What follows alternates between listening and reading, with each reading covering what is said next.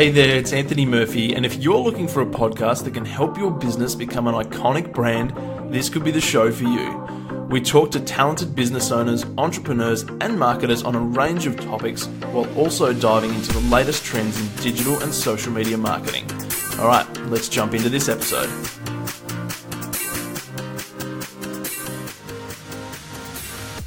Hey guys, welcome back to the show. It's Anthony here. Hope you are very well, and big thank you for tuning in to another episode. Really appreciate you having me in your earbuds or coming out of your speakers, whichever the case might be. But we're back. We have a brand new episode for you guys. Today we are talking to the people that founded Hoodic.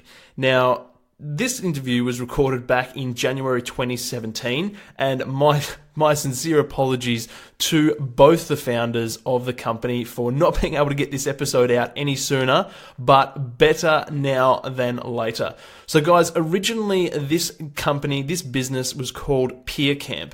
They're based in Melbourne, and this company is now it's gone through a huge growth stage. They've rebranded, so the company is now called Hoodic. Unleashing Potential. And what these guys do is they take young professionals from straight out of university and they help bridge that skills gap between university and gaining successful employment.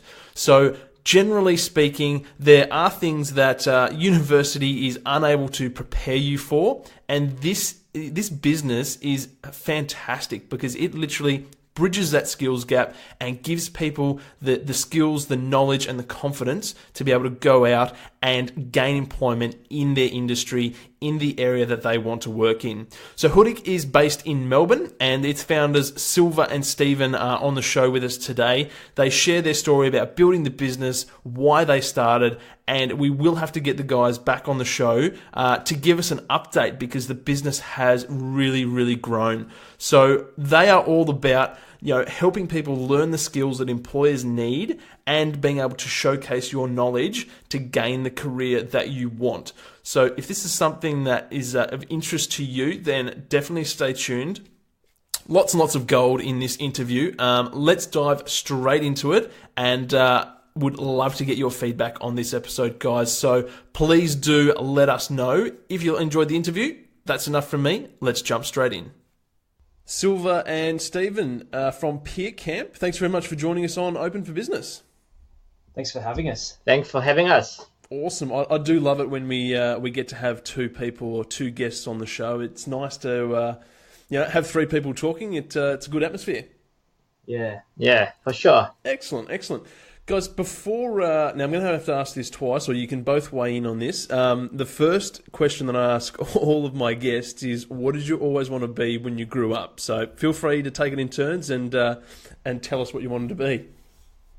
When I was younger, I was sort of interested in how things worked. So I was sort of, some technology type of thing. So engineer came up, but then also I found myself enjoying discussion and arguments and things. So lawyer was something also. I ended up going into IT, but those were two things that I sort of gave a bit of time on thinking about. Excellent. And Silva, what about yourself? Oh yeah, for me, basically, I'm in China. And basically, I grew up from a family that my dad was a businessman and my mom was a teacher, so primary school teacher. And I was just so admired that how they really do their job. And I was really into education things. I want to be an educator. And then the funny thing is that I really want to do that.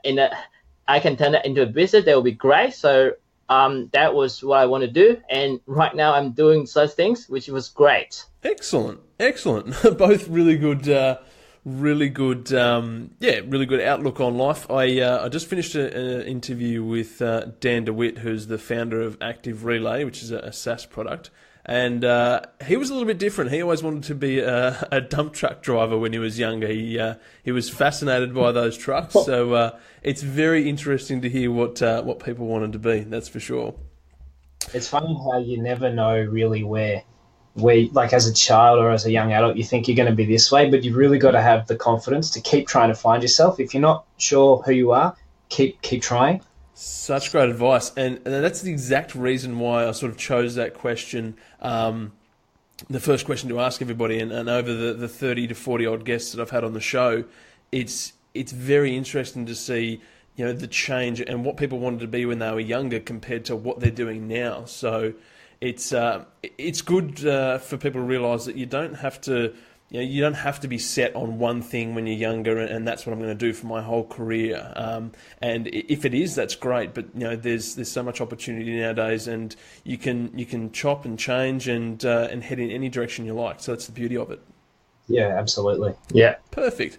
All right. So before we jump into the show, can I just get both of you to tell us a little bit about your backgrounds and what you're doing now?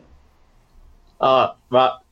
For me, I was from China, and I started my Australia journey as an international student 10 years ago. It just crossed the 10 years mark. Okay, excellent. And I was just when I came, and I was thinking about this. Australia will be my new second home. Yep.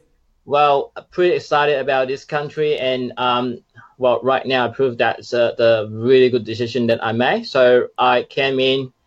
Now I'm citizen, Fantastic. And then in the last 10 years I've just stumbled my way, because to start my journey here as international student was pretty tough. Sure. And in what ways? Can you how was it tough? Was it just being in a different country, or what sort of made it tough? Yeah, it's just everything is different. Yeah. Everything, including living, including education systems. Yep. And my English was so lousy. Yeah. And that was part of it, because communication, you can't communicate with people for that with poor English. So that was part of it. And a culture shock. So, but however, just stumbled my way through all this, and then build my career around IT, and last year I started to teach, and that's become educator. That's part of my dream. Mm-hmm. And I always want to become an entrepreneur, and tried a lot of side hustles and see things working or not working. And yeah, that's my background, Anthony. Well, you've certainly hit the ground running. I've had a quick look, especially through your LinkedIn profile, and it's very decorated, and looks like you've had a lot of success in the last 10 years. So very well done. Thanks. No worries at all. And Stephen, what about yourself? So I sort of, when I was in late high school, I was looking at IT, and I sort of thought, well, maybe I don't want to be stuck behind a computer screen and keyboard the whole day. Sure. So I sort of had that perception about IT, but by accident I found myself in a IT help desk role, and realized that couldn't be further from the truth. It was basically, straight into customer service with a tiny little bit of the technical stuff. So it kind of changed the whole perception I had about IT, and it's, very much about helping people. And even though you're helping them with machines, there's people at the other end of it. And if you can't help that person be better off, then you're not an effective IT professional. So that's how I actually discovered I really like IT, because I could get, my little techie outlet, but at the end of the day, I was helping people do something more effectively, or, take some hassle or headache away from them. And I've also always had that sort of, one day I'd like to start a business, but I don't know where or how, kind of, a loose dream. Sure. But I'll ask the question: how did you two connect? How did you guys meet? Have you always been friends, or how did that relationship start? So there's a worldwide public speaking kind of club called Toastmasters, which you may have heard of. Yes. We both met at the Monash Toastmasters Club. Was it maybe how many? 6 years ago? 6 years ago. Yep. And I guess we both were targeting our own communication skills gaps in it. Me was I was lacking a lot of confidence in speaking in front of people. I'd freeze up, my whole thinking would just vanish from my head. And probably Silva, yours was probably a lot to do with moving countries. I was just try to develop my English skill. That was and make connections with people, and then that's where I started.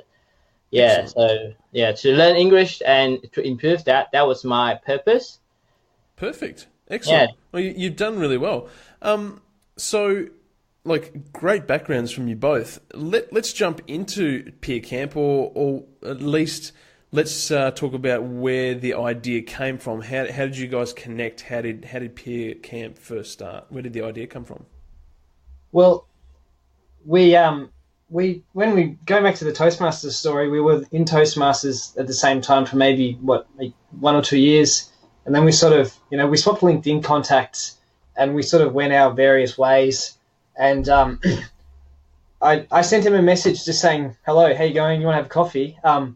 And so we sat down and had a coffee. 2015. 2015. Yes. Yeah. Caught up on a whole lot of important stuff. We'd since done the get the house, get married, have a kid. We got both got daughters. And as it happened, we were both also in casual teaching at tertiary, so uni and TAFE teaching. Okay. And we found ourselves teaching things that we knew the students probably wouldn't really need. In both of our cases, it was IT, so we know what they're going to face because we've just come from industry. And it's not the majority of what we were teaching, but it was enough to sort of really start to ask questions. Is this the best? What about the gaps that they're going to still need when they're going to go on to their career? And also, their engagement was really low. Like, it's like if you've got a student pretending that they're not using their phone and you've lost them, and you've got to be really conscious that, that's not engaging, and we don't learn well when we're bored. So we're sort of, trying to, I don't know, we sort of like trying to articulate what the issue was. Took us a bit of time. Yeah, a lot of caffeine. Yeah, a lot of caffeine. A lot of coffee. Plenty, I cannot remember, hundreds maybe. Yeah. Like we just catch up. We just so into each other. We have really good common values that we share in our life because we are at really pretty much the same stage of life.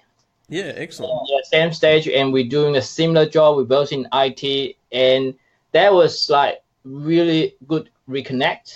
I think, so happy to do a reunion with you because, we sort of like heading to different direction after Toastmaster 5 years. We haven't met each other, but in a very good way that we reconnected, and then we found that we're both doing the right thing. Yes. In our life. And then that's sort of like we come up with the PK idea because the problem that we found, the skill gap missing between the formal education in the industry. Okay, excellent. So for anybody who isn't aware of Peer Camp or is not sure what it's about, can you tell us exactly what it is? Yeah, well, the reason why it is because, I guess from two perspectives. We want to empower young professionals to take control of their future. And that's, going back to when you were talking to your other interviewee, how what did you say? He wanted to be a truck driver, and now he's, in a totally different area. Yes. It can take a long time to figure that out. And sometimes it can be really disempowering if you don't know. Or if, like school, I went to a very kind of traditional academic type of school, and they were very much, follow this one career path, and as long as you do well in your year 12, everything will just be it's like you're on a train track, and you just have to stay on the train track and it's all fine. But life is nothing like that, and it can be really hard to find a career that you want to pursue, that you enjoy, and there's a lot of opportunity to empower people if you can help them be confident in just going, I'll just keep trying to find that out. And also, I guess from the business perspective, we want to make businesses, excited about all of the new ideas and innovation that they can bring into their business by having young professionals in there, and not just go, they all want the Gen Ys and millennials, they all want everything now, and all of those kind of not very, I'm a Gen Y millennial, so I don't agree with that. But there's more to it than that. Yes. And we want businesses to be confident in putting these people in front of their customers, whether they're internal customers or external, they're customers at the end of the day. And there was just those sort of skill gaps that we found, combination from what we had to teach and what we weren't teaching as well. We wanted to be teaching that through Peer Camp. Yeah, so it's more like professional training kind of services, and we run programs that will help young professionals to take control of their future. And on the other hand, that we try to help business to grow their business, like small NEs to grow their business, while these young professionals to help with productivity and effectiveness in their job. Excellent. So what age group, like what type of people and what age are you sort of targeting them? We've kind of got two broad customer groups. So one would be tertiary students. They would probably be well into or towards the end of their studies, whether that's at uni or TAFE. That's sort of where they are, and the key is that they are seeing themselves as a professional, and they're thinking about their career, and they're thinking about their next steps, and they're probably not as emphasizing as much about the week and the parties and all of that stuff. It's not to say they can't, but they have to have a really clear career focus, and they have to sort of, even if they don't know what they want to do, they need to be conscious about heading that way. Yes. So this could be things like helping them understand personal branding and understand how that applies in their profession, or them as a professional. It could be communication skills, different things like that. Mm-hmm. Yeah, excellent.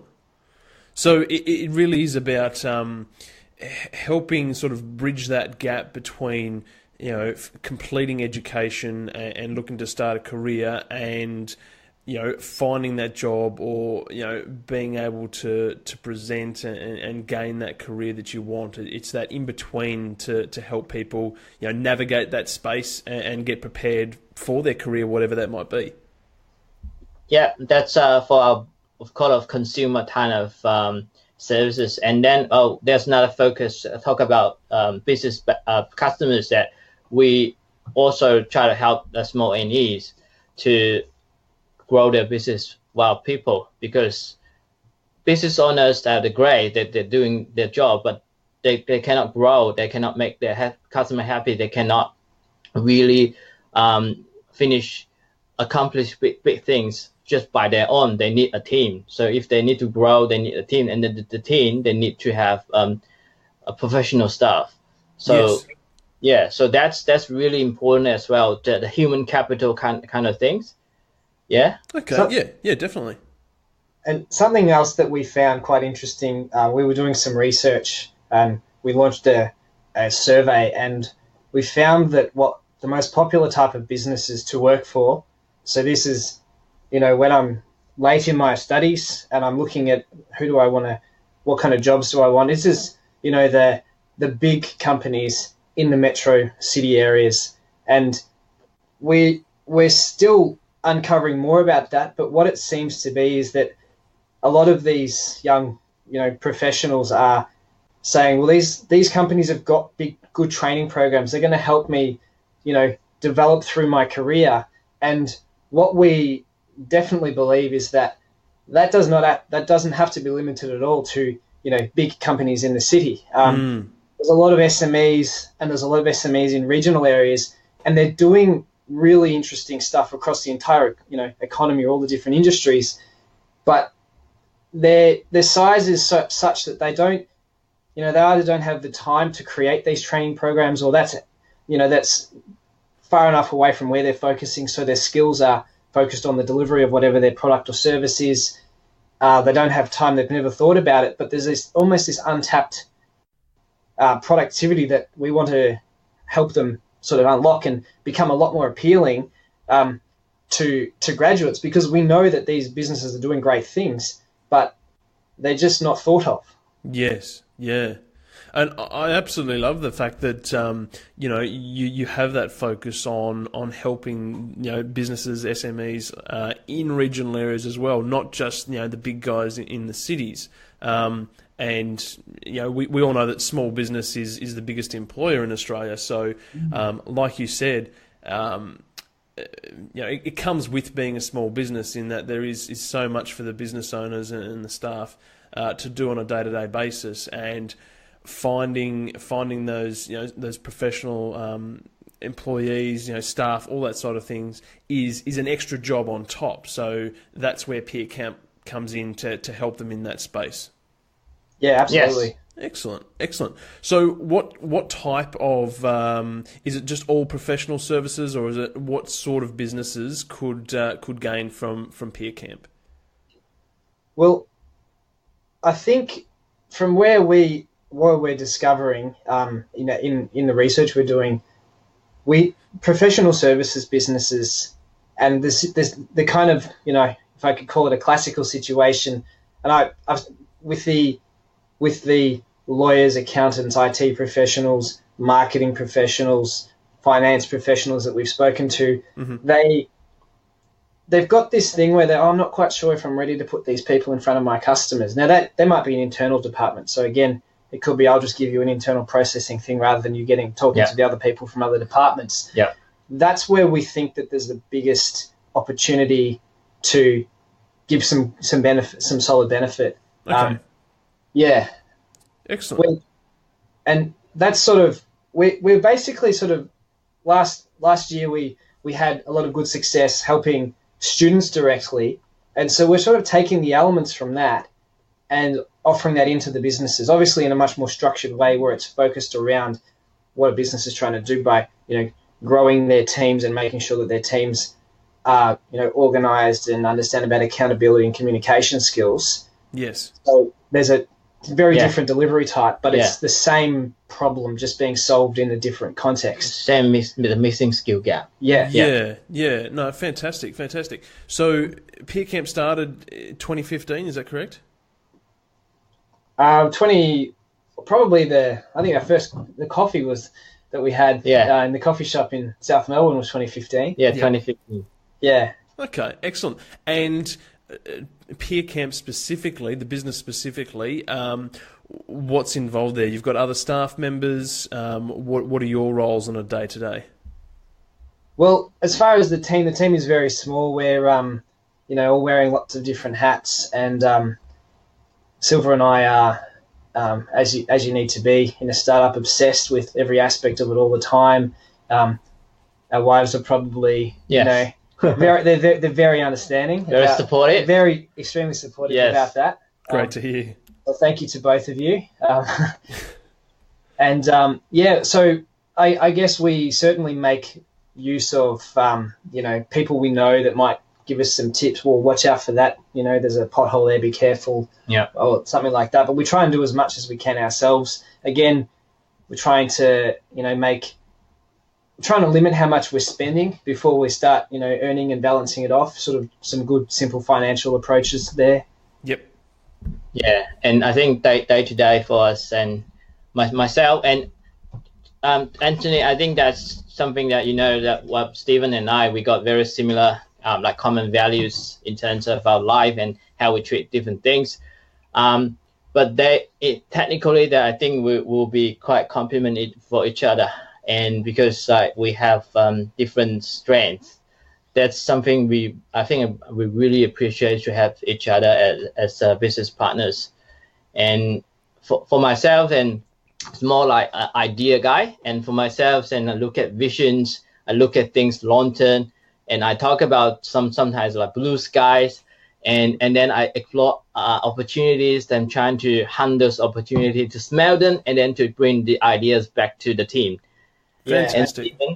And then I've got, and I'm very interested in how, okay, that's great. That's a really good idea and a good vision. How will we execute on that? And, with regard to where we are now and what capabilities we have. So it's really important that we take those good ideas and we remain, idealistic and positive about what we could do. And then it's really important that we translate that into some sort of reality. So there's as Silva was saying, the values are the same, but the way that we think is very different, and our skills are very different, and our mindsets are very different. But it's very complementary. Yeah. Excellent. It's fun. Yeah, it's good fun. Yeah, definitely, and that's what it's supposed to be. Business needs to be fun as well, not all just hard work. Yeah, absolutely. So you have other team members?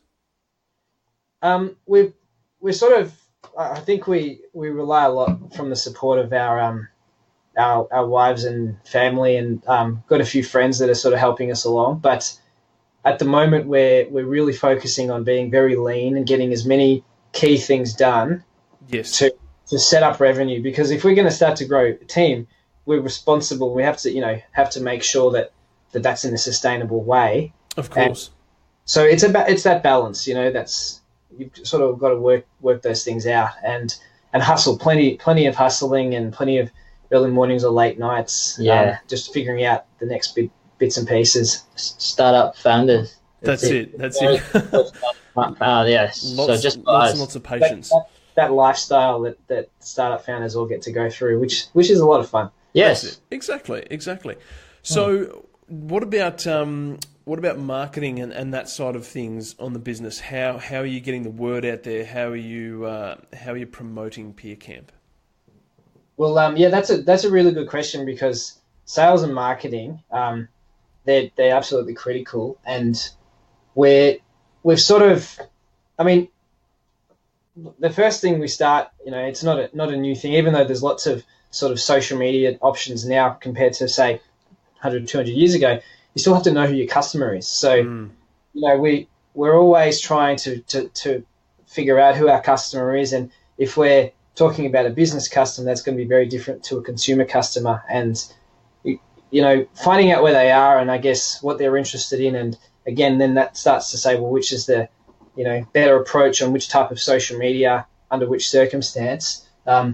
So use of plenty of the the digital tools, email and social media, being Facebook, LinkedIn, and there's some others that we're looking at using. Sure. We're certainly trying to not sort of I find sometimes people say in a marketing sort of landscape, oh, just go on this platform. You need to be on this because everyone else is. But you've got to be careful about that, because there's no such thing as like panacea marketing. Yes. Yep. Yeah. No, I totally agree. And, different platforms suit different types of businesses. And it does come back down to, where is your target audience? And as, effective as digital marketing might be, everybody says you need to be on social media, and I'm very into the digital marketing myself, but it needs to be. It's not about just being on social media. It's about being where your customers are. Just because everybody else is on Facebook or everybody else is using Snapchat or whatever it might be, doesn't mean that it's going to be effective for your business. So you need to be able to target your customers on a platform that they're at, and create native content around that, which can be a challenge for businesses, especially in startup phase. There's so much to focus on, but it's definitely a big thing. Me coming from the digital marketing side of things, it's not about just being on social media for the sake of it. It needs to be, there needs to be ROI for you spending your time on it, and you need to spend your time focusing on whatever platform, whether it be email marketing, whether it be creating video, whether it be social media. You need to make sure that is where your audience is, or where you're going to get engagement from. So yeah, very good approach from yourselves there. Absolutely. I just want to add some summary of my point of view there, because I totally agree with both of you. And I think a few things, like know your customer. First, I think social media and digital marketing are really important, because we're in information age. Mm-hmm. And it's important not just for particular business. I think it's important for any business live in the world, because that's the trend that we have to adapt. So love it. Exactly. Know your customer. And then you have the product to build for that customer that will bring value, and then the marketing should serve the product. So which means that will give you revenue. Marketing is a servant that to serve the product, and then you need to look at, well, based on that, what kind of platform you need to choose, and how you're going to utilize that using the different technique. Yeah, I liked what both of you, the comments you both guys made.